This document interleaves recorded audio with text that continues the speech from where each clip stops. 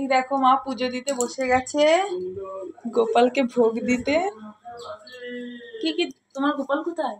ওই তো আমার গোপাল, এই যে আমাদের ছোট্ট গোপাল। তো গোপাল নতুন জামা পরেছে, এই দেখো।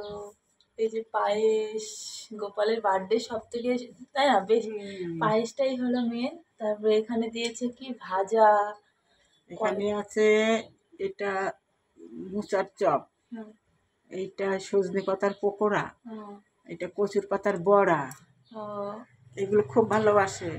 এখানে আছে তালের বড়া, লুচি, এখানে সন্দেশ, খুদ ভাজা, আর ওখানে ফল। ফল এটুকুই পেরেছে আজকে। এই তো কোনো রকমে গোপালের এইটুকু দিলাম।